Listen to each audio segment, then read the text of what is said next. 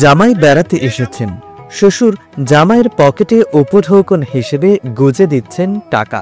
জামাই মেলা থেকে মস্ত বড় মাছ কিনে নিয়ে ফিরছেন শ্বশুর বাড়ি। বগুড়া শহর থেকে 11 কিলোমিটার পূর্বে গাবতলী উপজেলার মহিষাবান ইউনিয়নের ইছামতি নদীর তীরে প্রতি বছর মাঘের শেষ বুধবার যে মেলাটি বসে সেটি পোড়াদহ মেলা। প্রায় 400 বছরের পুরনো এ মেলার নানা ঐতিহ্যের মধ্যে অন্যতম একটি মাছ। জামাই মেলা থেকে বড় মাছ কিনে আনেন শ্বশুর বাড়িতে, তাই তো মেলার আরেক নাম আবার জামাই মেলা। তবে আকর্ষণীয় বিষয় হচ্ছে সেই মাছ ক্রয়ের খরচ আবার বহন করে থাকেন শ্বশুর। এছাড়াও মেলায় ঘুরতে এসে দর্শনার্থীরা জানালেন তাদের বিভিন্ন রকম অনুভূতি। কোনো মেলায় তো দেখি নাই, এখানে এরকম মাছ দেখা যায়, আর এত বড় মাছ অন্য কোথাও ওঠেও না। প্রতি বছরই আসি আমরা এখানে, আমার আন্টির বাসা এখানে আমরা আসি। অনেক ভালো লাগতেছে মেলায় এসে, প্রতি বছরে বছরে আসি এই সময়। মানে অন্য কোনো জায়গাতে মানে পরদহ মেলা অনেক ঐতিহ্যবাহী মেলা, এখানে বড় বড় মাছ, অনেক রকমের খেলাধুলা, নাগরদোলা আসছে, তারপরে কাঠের অনেক জিনিসপাতি আসছে, সবকিছুতে আর কি মোটামুটি ভালো ঘোরা। এই সময় মানে এখানে শুধু বড় বড় মাছ পাওয়া যায়, আর অন্য কোনো মেলাতে এরকম বড় মাছ মানে ঐতিহ্যবাহী হিসেবে পাওয়া যায় না। আমি ঢাকা থেকে আসছি, এদিকে আমার মেয়ে বিয়ে দিছি, আমার জামাইয়ের জন্য মাছ কিনতে আসছি। 50 টাকার মাছ জামাইরে কিনে দিলাম, এলা জামাই লিয়ে সবাই লিয়ে খাওয়া দাওয়া করবো।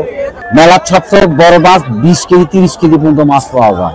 আমার তো আপনার 2-2.5 লক্ষ টাকা মাইলেজ। শুধু মাছই নয়, মাছ আকৃতির 10 থেকে 15 কেজি ওজনের এক একটি মিষ্টি মেলার ঐতিহ্য আর আকর্ষণ বাড়িয়ে দিয়েছে কয়েক গুণ। দোকানিরা বলছেন এসব মিষ্টি তারা মেলার সপ্তাহখানেক আগে থেকেই বানানোর প্রস্তুতি গ্রহণ করেন।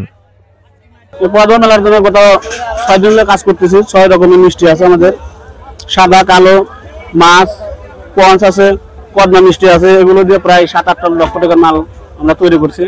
বিক্রি এখন বাজার সিস্টেমে হয়তো 8 থেকে 10 লাখ টাকা বিক্রি হবে। আমরা প্রতি বছর আসার চেষ্টা করি। তো এখানে আমি মাছ কিনলাম, এরপরে মিষ্টি খাইলাম, বাসার জন্য মিষ্টি নিব। মিষ্টি অবশ্যই টাটকা হয়, মিষ্টি খেতে ভালো লাগে। এবং মাছ কিনেছি 2টা, এটা বাসার জন্য কিনেছি। এখন এই পর্যন্তই মেলা মানে সকাল থেকে ঘুরছি, আল্লাহর রহমতে ভালোই লাগছে। এছাড়াও মেলায় যে কোনো ধরনের অপ্রীতিকর ঘটনা এবং বিশৃঙ্খলা এড়াতে তৎপর আছেন আইন শৃঙ্খলা রক্ষাকারী বাহিনী। যে মানুষের যে আবেগ, আনন্দ, অনুভূতি তারা যেন নির্বিঘ্নে উদযাপন করতে পারে, সেই জন্য জেলা পুলিশের পক্ষ থেকে পর্যাপ্ত নিরাপত্তা ব্যবস্থা নেওয়া হয়েছে। বিভিন্ন রকম খাবার ও বিনোদন রাইডগুলোর সাথে মেলার পরের দিনের আকর্ষণ হলো বউ মেলা, যে মেলায় আর ঢুকতে পারবেন না জামাইয়েরা।